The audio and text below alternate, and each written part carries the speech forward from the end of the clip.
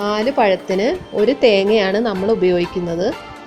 അത് ആദ്യം തന്നെ ഒരു മിക്സിയുടെ ജാറിലേക്ക് ഇട്ട് കൊടുത്ത് നമുക്ക് ഒന്നാം പാൽ റെഡിയാക്കണം. അതിന് 1 കപ്പ് വെള്ളമാണ് ഞാൻ ഒഴിച്ചത്.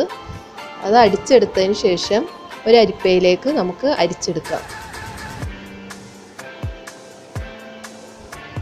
എടുത്തതിന് ശേഷം ഈ തേങ്ങ നമുക്ക് 2ാം പാലിന് എടുക്കാനുള്ളതാണ്. അതിനുശേഷം ഒരു ഉണ്ട ശർക്കര എടുത്ത് ഉരുക്കാൻ വെക്കാം.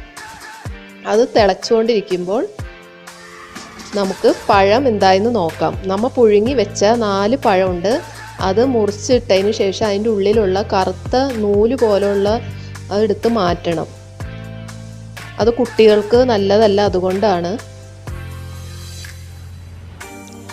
അത് പഴത്തിൻ്റെ എല്ലാ ഗുണങ്ങളും കിട്ടുന്ന ഒരു പായസമാണിത്. ചില കുട്ടികൾക്ക് പഴം ഇഷ്ടമുണ്ടാവുകയില്ല, പക്ഷേ ഇത് പഴമാണെന്ന് മനസ്സിലാവുക കൂടിയില്ല. നല്ല ടേസ്റ്റിയാണ്.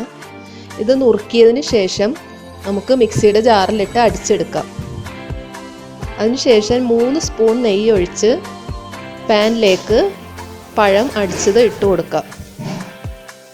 അതിനുശേഷം ചവ്വരി ഞാൻ 1 മണിക്കൂർ മുമ്പ് കുതിർത്ത് വെച്ചിരുന്നു ചൂടുവെള്ളത്തിൽ. ഇതിൻ്റെ കൂടെ നമ്മൾ ചവ്വരി കൂടി ചേർത്ത് കൊടുക്കണം. അതിൻ്റെ ഒപ്പം തന്നെ ശർക്കര പാനിയും ഒഴിച്ചു കൊടുക്കണം.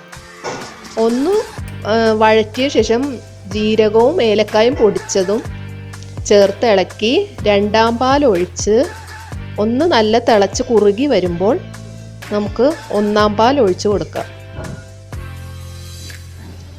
1ാം പാൽ ഒഴിച്ചാൽ നമുക്ക് തിളക്കേണ്ട ആവശ്യമില്ല. ഒന്ന് ചെറുതായി ചൂടായാൽ മാത്രം മതി. അതിനുശേഷം നെയ്യ് 3 സ്പൂൺ ഒഴിച്ചതിന് ശേഷം കാഷ്യൂനട്ട് വറുത്തെടുക്കാം. അത് പായസം അലങ്കരിക്കുന്നതിന് വേണ്ടിയാണ്.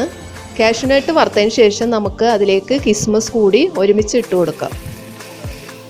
അത് പായസത്തിൻ്റെ മുകളിൽ ഇറക്കി വെച്ച പായസത്തിലേക്ക് ഇട്ട് കൊടുക്കാം.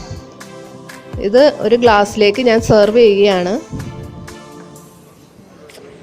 എൻ്റെ മോള് തന്നെ അഭിപ്രായം അറിയിക്കട്ടെ.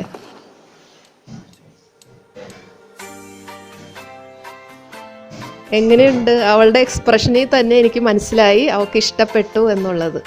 Thank you.